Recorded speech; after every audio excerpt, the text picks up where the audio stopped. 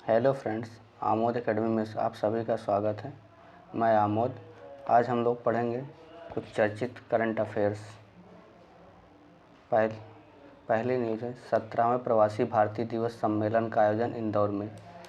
17वें प्रवासी भारतीय दिवस सम्मेलन का आयोजन इंदौर में किया गया। आइए हम लोग इसके बारे में थोड़ा डिटेल देखते हैं। 8 से 10 जनवरी 2023 तक मध्य प्रदेश के इंदौर में आयोजित होने वाले 17वें प्रवासी भारतीय दिवस सम्मेलन में गुयाना के राष्ट्रपति डॉक्टर मोहम्मद इरफान अली मुख्य अतिथि होंगे। यानी जो 17वां प्रवासी भारतीय दिवस सम्मेलन है, 17वां प्रवासी भारतीय दिवस सम्मेलन का आयोजन कहाँ किया जाएगा? मध्य प्रदेश के इंदौर शहर में किया जाएगा। 17वें प्रवासी भारतीय दिवस सम्मेलन का आयोजन मध्य प्रदेश के इंदौर शहर में किया जाएगा। मुख्य अतिथि कौन होंगे? गुयाना के राष्ट्रपति डॉक्टर मोहम्मद इरफान अली होंगे। मुख्य अतिथि कौन होंगे? गुयाना के राष्ट्रपति डॉक्टर मोहम्मद इरफान अली होंगे। और 8 जनवरी 2023 को आयोजित होने वाले युवा प्रवासी भारतीय दिवस में ऑस्ट्रेलिया की संसद सदस्य जनेटा मस्कारेनहास मुख्य अतिथि होंगे। यानी जो 8 जनवरी 2023 को युवा प्रवासी भारतीय दिवस आयोजित किया जाएगा, उसकी मुख्य अतिथि जो है ऑस्ट्रेलिया की संसद सदस्य जनेटा मस्कारेनहास होंगे। 17वें प्रवासी भारतीय दिवस सम्मेलन का आयोजन मध्य प्रदेश सरकार के सहयोग से 8 से 10 जनवरी 2023 तक इंदौर में किया जाएगा। 17वां प्रवासी भारतीय दिवस सम्मेलन 4 साल के अंतराल के बाद भौतिक रूप से आयोजित किया जाएगा। प्रवासी भारतीय दिवस सम्मेलन 2023 का विषय यानी थीम है इसकी डायस्पोरा अमृत काल में भारत की प्रगति के लिए विश्वसनीय भागीदार है। प्रवासी भारतीय दिवस सम्मेलन की थीम है डायस्पोरा अमृत काल में भारत की प्रगति के लिए विश्वसनीय भागीदार है। और प्रवासी भारतीय दिवस सम्मेलन 2023 का उद्घाटन 9 जनवरी 2023 को प्रधानमंत्री नरेंद्र मोदी द्वारा किया जाएगा। और युवा पीवीडी युवा मामले और खेल मंत्रालय के साथ साझेदारी में 8 जनवरी 2023 को आयोजित किया जाएगा। यानी जो 17वां प्रवासी भारतीय दिवस सम्मेलन है, यह मध्य प्रदेश के इंदौर शहर में आयोजित की जाएगी। मुख्य अतिथि इसमें होंगे गुयाना के राष्ट्रपति डॉक्टर मोहम्मद इरफान अली। अगली न्यूज़ है मेघालय में राइजिंग सन वाटर फेस्ट 2022 का आयोजन किया गया। कौन सा आयोजन? राइजिंग सन वाटर फेस्ट 2022 का आयोजन मेघालय में किया गया। आइए हम लोग इसके बारे में डिटेल देखते हैं। 3 से 5 नवंबर 2022 को मेघालय के उनियम झील में राइजिंग सन वाटर फेस्ट 2022 का आयोजन किया गया। गारो आदिवासी समुदाय के सदस्य दी राइजिंग सन वाटर फेस्ट 2022 के अवसर पर वांगला नृत्य करते हैं। यानी राइजिंग सन वाटर फेस्ट 2022 का आयोजन कहाँ किया गया? मेघालय के उनियम झील में किया गया। कहाँ? मेघालय के उनियम झील में राइजिंग सन वाटर फेस्ट 2022 का आयोजन किया गया। किसके द्वारा? गारो आदिवासी समुदाय के सदस्य दी राइजिंग सन वाटर फेस्ट के अवसर पर वांगला नृत्य करते हैं। क्या करते हैं? वांगला नृत्य करते हैं। यह 3 दिवसीय जल क्रीड़ा और सांस्कृतिक कार्यक्रम पूर्वोत्तर में अपनी तरह का पहला कार्यक्रम था। कैसा कार्यक्रम? पहला कार्यक्रम था। इसका उद्देश्य क्या है? उद्देश्य पूर्वोत्तर के खेल प्रेमी युवाओं को नौकायन और नौकायन जैसे जल खेलों को अपनाने के लिए प्रोत्साहित करना है। उद्देश्य क्या है? पूर्वोत्तर के खेल प्रेमी युवाओं को नौकायन और नौकायन जैसे जल खेलों को अपनाने के लिए प्रोत्साहित करना है। और इसका उद्देश्य एक और है, पूर्वोत्तर में पर्यटन को बढ़ावा देने भी इसका उद्देश्य है। वांगला को फेस्टिवल ऑफ 100 ड्रम्स के रूप में भी जाना जाता है। जो वांगला नृत्य है, इसको फेस्टिवल ऑफ 100 ड्रम्स के रूप में भी जाना जाता है। इसे ड्रमों पर बजाए जाने वाले लोकगीतों और भैंस के सींगों से बनी आदम बांसुरी की धुन पर विभिन्न प्रकार के नृत्यों के साथ मनाया जाता है। यह त्यौहार जो है सूर्य भगवान के सम्मान में मनाया जाता है और फसल की कटाई के मौसम की समाप्ति का प्रतीक है। यानी राइजिंग सन वाटर फेस्ट 2022 का आयोजन कहाँ किया गया? मेघालय के उनियम झील में किया गया। गारो आदिवासी समुदाय के जो सदस्य हैं इस अवसर पर वांगला नृत्य करते हैं। यह 3 दिवसीय जल क्रीड़ा और सांस्कृतिक कार्यक्रम पूर्वोत्तर में अपनी तरह का पहला कार्यक्रम था। इसका उद्देश्य पूर्वोत्तर के खेल प्रेमी युवाओं को नौकायन और नौकायन जैसे जल खेलों को अपनाने के लिए प्रोत्साहित करना है।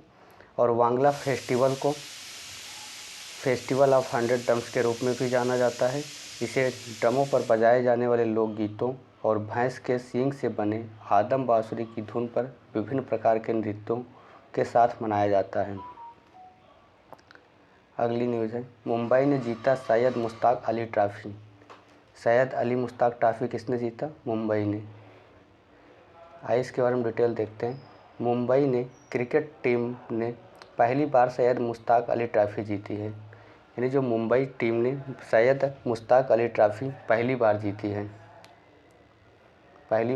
है। और यह कोलकाता के ईडन गार्डन स्टेडियम में खेले गए फाइनल में मुंबई टीम ने हिमाचल प्रदेश को 3 विकेट से हराया। और सैयद मुश्ताक अली ट्रॉफी का आयोजन भारतीय क्रिकेट कंट्रोल बोर्ड BCCI द्वारा किया जाता है। यह एक प्रमुख घरेलू T20 क्रिकेट टूर्नामेंट है जिसे 2006-07 सीजन में शुरू किया गया था। शुरुआत में इसे T20 इंटरेस्ट चैंपियनशिप नाम दिया गया था, लेकिन बाद में इसका नाम बदलकर सैयद मुश्ताक अली ट्रॉफी कर दिया गया। तमिलनाडु ने अधिकतम 3 बार इसे जीता है। यानी सैयद मुश्ताक अली ट्रॉफी जो है मुंबई ने जीती है और उप विजेता हिमाचल प्रदेश रही। और कहाँ का आज खेली गई फाइनल मैच? कोलकाता के ईडन गार्डन स्टेडियम में फाइनल मैच खेला गया। इसका आयोजन जो है भारतीय क्रिकेट कंट्रोल बोर्ड यानी BCCI द्वारा किया जाता है। यह एक घरेलू T20 क्रिकेट टूर्नामेंट है। इसकी शुरुआत 2006-07 में की गई थी। शुरुआत में इसे T20 ईस्टर्न चैंपियनशिप का नाम दिया गया था। इसका नाम बाद में सैयद मुश्ताक अली ट्रॉफी कर दिया गया। अगली न्यूज़ है, मालाबार युद्ध अभ्यास। जो मालाबार युद्ध अभ्यास है इसका 26वां संस्करण है। कैसरावां संस्करण है, 26वां संस्करण है। यह क्वाड के 4 देश जापान में मालाबार एक्सरसाइज 2022 की शुरुआत करेंगे। इसका समुद्र में चीन की आक्रामकता के खिलाफ क्वाड देश युद्ध अभ्यास करेंगे। क्वाड देश में जो 4 देश हैं कौन कौन से हैं? भारत, अमेरिका, जापान और ऑस्ट्रेलिया की नौसेनाएं शामिल होंगी। मालाबार एक्सरसाइज 8 नवंबर से जापान के योकोसुका बंदरगाह से सटे समुद्र में 18 नवंबर तक आयोजित किया जाएगा। यानी मालाबार युद्ध अभ्यास जो होगा यह 26वां संस्करण है। क्वाड के 4 देश द्वारा किया जाता है, जिसमें भारत, अमेरिका, जापान और ऑस्ट्रेलिया की नौसेनाएं शामिल होती हैं। और यह कहाँ किया जाएगा? जापान के योकोसुका बंदरगाह से सटे समुद्र के तट पर।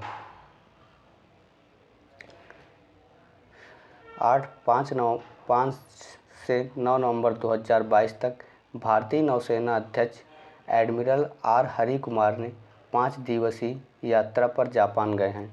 अपनी यात्रा के दौरान वह अंतर्राष्ट्रीय फ्लीट रिव्यू और 26वें मालाबार नौसैन्य अभ्यास के उद्घाटन समारोह में हिस्सा लेंगे। जापान यात्रा जापान के साथ उच्च स्तरीय द्विपक्षीय संबंधों का प्रतीक है।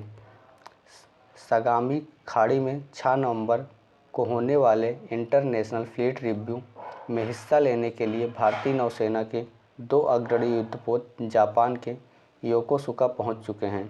भारतीय नौसेना के युद्धपोत INS शिवालिक और कमोर्ता जापान के योकोसुका में 8 से 18 नवंबर को होने वाले 26वें मालाबार युद्ध अभ्यास में भी हिस्सा लेंगे। इसकी शुरुआत कब हुई थी? 1992 में शुरू हुआ था। यह अपनी 30वीं वर्षगांठ मना रहा है। भारत के 2 युद्धपोत के अलावा P-81 टोही विमान भी मालाबार युद्ध अभ्यास में हिस्सा ले रहा है। एक बहुअक्षीय वारगेम नौसैनिक अभ्यास है जिसे 1992 में शुरू किया था। सर अगली न्यूज़ है, देश के पहले मोहल्ला क्लिनिक का उद्घाटन। दिल्ली के मुख्यमंत्री अरविंद केजरीवाल ने राजधानी दिल्ली में देश का पहला महिला मोहल्ला क्लिनिक का उद्घाटन किया है। यानी देश का पहला महिला मोहल्ला क्लिनिक का उद्घाटन दिल्ली में किया गया, दिल्ली के मुख्यमंत्री अरविंद केजरीवाल द्वारा। 4 महिला मोहल्ला क्लिनिक की शुरुआत की गई है। पहले फेज में 100 से 100 ऐसे क्लिनिक खोले जाएंगे। महिला मोहल्ला क्लिनिक में दवाइयाँ और महिलाओं से जुड़े सभी टेस्ट मुफ्त होंगे। इस क्लिनिक में सभी डॉक्टर्स और कर्मचारी महिलाएं ही रहेंगी। 4 मोहल्ला क्लिनिक जो हैं कहाँ हैं, नई दिल्ली, महरौली, कोंडली और ओखला विधानसभा में होंगे। पहले पूरी दिल्ली में 521 आम आदमी मोहल्ला क्लिनिक चल रहे हैं। इसमें महिला और पुरुष दोनों को ही मुफ्त इलाज दिया जा रहा है। यानी दिल्ली के मुख्यमंत्री अरविंद केजरीवाल द्वारा दिल्ली में जो है महिला मोहल्ला क्लिनिक का उद्घाटन किया गया। यह जो है देश का पहला महिला मोहल्ला क्लिनिक है। अब 4 महिला मोहल्ला क्लिनिक की शुरुआत की गई है। पहले फेज़ में 100 क्लिनिक खोले जाएंगे। महिला मोहल्ला क्लिनिक में दवाइयाँ और महिलाओं से जुड़े सभी टेस्ट मुफ्त होंगे। इस क्लिनिक में सभी डॉक्टर्स और कर्मचारी भी महिलाएं होंगी। 4 मोहल्ला क्लिनिक में नई दिल्ली, महरौली, कोंडली और ओखला विधानसभा में होंगे। इससे पहले जो है दिल्ली में 521 आम आदमी मोहल्ला क्लिनिक भी चल रहे हैं, जिसमें महिलाओं और पुरुष दोनों को ही मुफ्त इलाज दिया जा रहा है। अगली न्यूज़ है, मोहम्मद तैयब इकराम अंतर्राष्ट्रीय हॉकी महासंघ के नए अध्यक्ष चुने गए। कौन? मोहम्मद तैयब इकराम। आइए इसके बारे में हम लोग डिटेल देखते हैं। मकाऊ के मोहम्मद तैयब इकराम अंतर्राष्ट्रीय हॉकी महासंघ के नए अध्यक्ष के रूप में चुने गए हैं। वर्तमान में एशियाई हॉकी अधिकारी भी हैं। 18 जुलाई 2022 को पूर्व अध्यक्ष नरेंद्र बत्रा के इस्तीफे के कारण यह चुनाव कराया गया। मोहम्मद तैयब इकराम बेल्जियम के मार्क कॉर्ड्रान को हराकर नए अध्यक्ष बने और अंतर्राष्ट्रीय हॉकी महासंघ के अध्यक्ष का कार्यकाल 4 वर्ष का होता है। नवनिर्वाचित अध्यक्ष मोहम्मद तैयब इकराम का कार्यकाल 2 साल का होगा। यानी अंतर्राष्ट्रीय हॉकी महासंघ के अध्यक्ष कौन बने हैं? मोहम्मद तैयब इकराम बने हैं। कौन? मोहम्मद तैयब इकराम जो है अंतर्राष्ट्रीय हॉकी महासंघ के अध्यक्ष बने हैं। ये कहाँ के हैं? मकाऊ के हैं। मोहम्मद तैयब इकराम कहाँ के हैं? मकाऊ के हैं। ये अंतर्राष्ट्रीय हॉकी महासंघ के अध्यक्ष बने हैं। उसके बाद अगली न्यूज़ है, इजराइल के प्रधानमंत्री होंगे बेंजामिन नेतन्याहू। इजराइल के प्रधानमंत्री कौन होंगे? Benjamin Netanyahu. आइए हम लोग डिटेल देखते हैं। बेंजामिन नेतन्याहू एक बार फिर से इजराइल के प्रधानमंत्री बनेंगे। कौन? बेंजामिन नेतन्याहू जो है एक बार फिर से इजराइल के प्रधानमंत्री बनेंगे। इन्होंने हाल ही में संपन्न हुए इलेक्शन में जीत दर्ज की है। ये यायर लैपिड की जगह लेंगे। किसकी जगह लेंगे? लैपिड की जगह लेंगे। और ये वर्तमान में विपक्ष के नेता और नेशनल लिबरल मूवमेंट के प्रेसिडेंट भी हैं। नेतन्याहू स्वतंत्रता की घोषणा के बाद इजराइल में पैदा होने वाले पहले प्रधानमंत्री भी हैं। देश के इतिहास में सबसे लंबे समय तक प्रधानमंत्री के रूप में भी कार्य किया है। अब उन्हें एक बार फिर मौका मिला है। इजराइल में इलेक्शन 1 नवंबर 2022 को आयोजित किया गया था, जिसे नेसेट यानी इजराइल की जो संसद है उसे हम नेसेट के नाम से जानते हैं। इजराइल की संसद को क्या कहते हैं? नेसेट कहते हैं। के सदस्यों का चुनाव किया गया। पूर्व प्रधानमंत्री बेंजामिन नेतन्याहू के दक्षिणपंथी गुट ने इस इलेक्शन में संसदीय बहुमत हासिल किया। सेंट्रल इलेक्शन कमेटी ने नेतन्याहू के जीत की घोषणा की। यानी इजराइल के प्रधानमंत्री बेंजामिन नेतन्याहू एक बार फिर से बने हैं। यार लैपिड की जगह लेंगे और इजराइल की संसद को नेसेट कहते हैं। आइए हम लोग कुछ वन लाइनर इम्पॉर्टेंट घटनाएं देखते हैं। जैसे केरल राज्य ने शोधकर्ताओं ने 200 से अधिक साल के बाद मधुमक्खी की एक नई प्रजाति एपिस करिंजोडियन की खोज की है। कौन सी प्रजाति? एपिस करिंजोडियन की खोज की है। यानी केरल राज्य के शोधकर्ताओं ने 200 से अधिक साल के बाद मधुमक्खी की एक नई प्रजाति एपिस करिंजोडियन की खोज की है। अगली न्यूज़ है, 8 नवंबर को भारत की आज़ादी के 75 साल पूरे होने के मौके पर औपचारिक सत्र में भाग लेने के लिए बी मुरलीधरन ब्राज़ील की 2 दिवसीय यात्रा पर हैं। यानी आज 8 नवंबर को भारत की आज़ादी के 75 साल पूरे होने के मौके पर आयोजित होने वाले औपचारिक सत्र में भाग लेने के लिए वी मुरलीधरन ब्राज़ील की 2 दिवसीय यात्रा पर हैं और मोदी @20 ड्रीम्स मीट डिलीवर और heartfelt the legacy of faith शीर्षक वाली 2 पुस्तकों का विमोचन किया गया। किसने विमोचन किया? राजीव चंद्रशेखर ने विमोचन किया। यानी मोदी @20 ड्रीम्स मीट डिलीवरी और heartfelt the legacy of faith शीर्षक वाली 2 पुस्तकों का विमोचन राजीव चंद्रशेखर ने किया। देश में सर्वश्रेष्ठ सार्वजनिक परिवहन सेवाओं के लिए केरल राज्य सड़क परिवहन निगम को केंद्र सरकार का पुरस्कार प्राप्त हुआ। यानी देश में सर्वश्रेष्ठ सार्वजनिक परिवहन सेवाओं के लिए केरल राज्य सड़क परिवहन निगम को केंद्र सरकार का पुरस्कार प्राप्त हुआ है। रूस जो है भारत का शीर्ष तेल आपूर्तिकर्ता बन गया है। उत्तराखंड के मुख्यमंत्री ने देहरादून में लखपति दीदी मेले का उद्घाटन किया। इस मेले का मुख्य उद्देश्य क्या था? राज्य की महिलाओं को सशक्त बनाना है। यानी उत्तराखंड के मुख्यमंत्री ने देहरादून में लखपति दीदी मेले का उद्घाटन किया। इस मेले का मुख्य उद्देश्य राज्य की महिलाओं को सशक्त बनाना है। और शिशु संरक्षण दिवस 7 नवंबर को मनाया गया। 15 नवंबर को शिक्षा मंत्रालय ने देश भर के स्कूलों और उच्च शिक्षण संस्थानों में जनजाति गौरव दिवस मनाने की घोषणा की है। यानी 15 नवंबर को जो है शिक्षा मंत्रालय ने देश भर के स्कूलों और उच्च शिक्षण संस्थानों में जनजाति गौरव दिवस मनाने की घोषणा की है। आइए हम लोग एक बार जल्दी से रिवाइज कर लेते हैं सारे न्यूज़। पहली न्यूज़ है 17वें प्रवासी भारतीय दिवस सम्मेलन का आयोजन इंदौर में किया गया। उसके बाद दूसरी न्यूज़ है मेघालय में राइजिंग सन वाटर फेस्ट 2022 का आयोजन किया गया।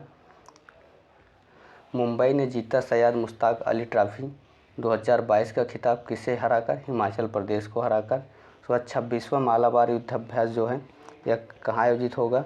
जापान के योकोसुका बंदरगाह से सटे समुद्र तट पर।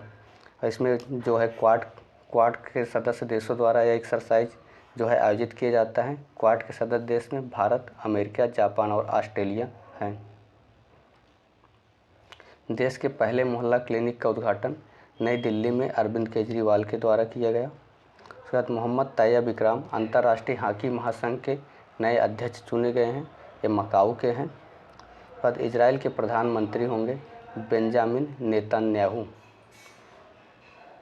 उसके बाद केरल राज्य के शोधकर्ताओं ने 200 से अधिक साल के बाद मधुमक्खी की एक नई प्रजाति एपिस करिंजोडियन की खोज की है। 8 नवंबर को भारत की आज़ादी के 75 साल पूरे होने के मौके पर आयोजित होने वाले औपचारिक सत्र में भाग लेने के लिए वी मुरलीधरन ने ब्राज़ील की 2 दिवसीय यात्रा पर हैं और मोदी @20 ड्रीम्स मीट डिलीवरी और heartfelt the legacy of faith शीर्षक वाली 2 पुस्तकों का विमोचन राजीव चंद्रशेखर ने किया। देश में सर्वश्रेष्ठ सार्वजनिक परिवहन सेवाओं के लिए केरल राज्य सड़क परिवहन निगम को केंद्र सरकार का पुरस्कार प्राप्त हुआ है। और रूस जो है भारत का शीर्ष तेल आपूर्तिकर्ता बन गया है। उत्तराखंड के मुख्यमंत्री ने देहरादून में लखपति दीदी मेले का उद्घाटन किया। इस मेले का मुख्य उद्देश्य राज्य की महिलाओं को सशक्त बनाना है। शिशु संरक्षण दिवस 7 नवंबर को मनाया गया। 15 नवंबर को शिक्षा मंत्रालय ने देश भर के स्कूलों और उच्च शिक्षण संस्थानों में जनजाति गौरव दिवस मनाने की घोषणा की है। Thanks for watching this channel.